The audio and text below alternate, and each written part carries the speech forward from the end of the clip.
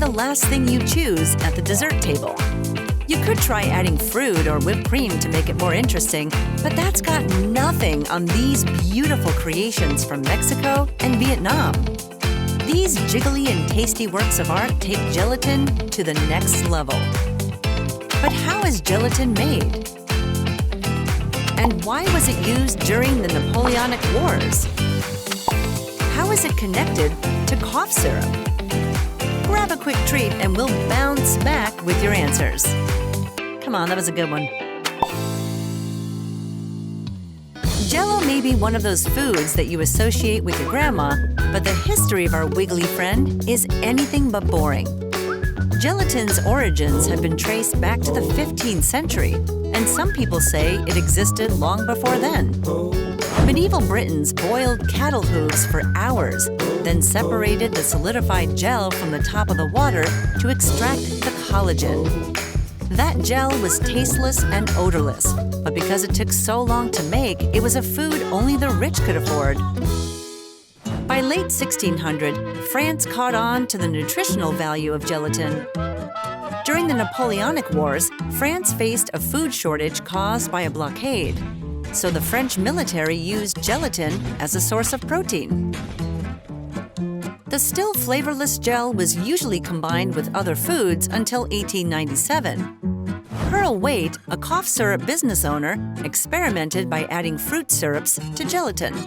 He created a sugary powder that easily dissolved in hot water and firmed up to a jiggly consistency when it cooled. Waite sold his product to orator Francis Woodward, who trademarked it as Jello. After a brilliant advertising campaign in the Ladies' Home Journal, it took off like a rocket. Diners enjoyed it at county fairs, church socials, and other genteel gatherings.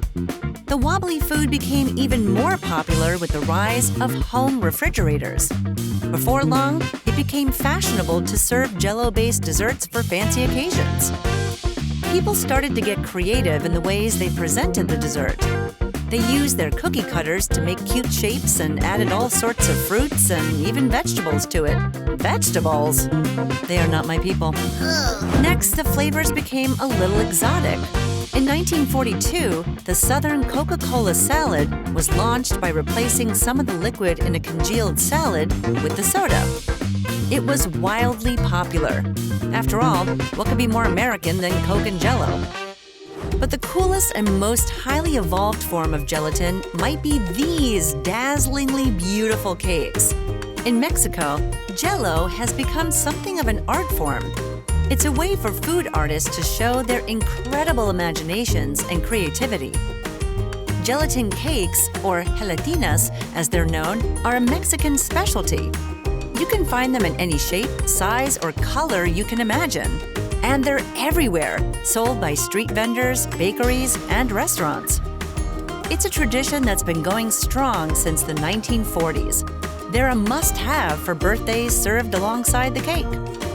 Gelatinas can come in individual cups, layered in glasses, and truly talented artists can shape them into cartoon characters. Some virtuosos go above and beyond by creating 3D flowers by gently injecting milk gelatin into gelatin domes. Very cool. Bakers in Vietnam, Singapore, and Malaysia have picked up on the trend of making intricate jelly flowers inside fruity flavored cakes. Oh, and here's a fun tip for you. Pour hot Jello liquid on top of your freshly made popcorn and let it cool for a few minutes. Oh, so good. And that's how plain, flavorless gelatin became the perfect Instagrammable dessert. Now you know how to make your Jello fancy. And if you like all things fancy and expensive, you could try the most expensive fruits in the world. Do you know which fruit fetches the highest price? I do. Find out in another episode of Origins of Food.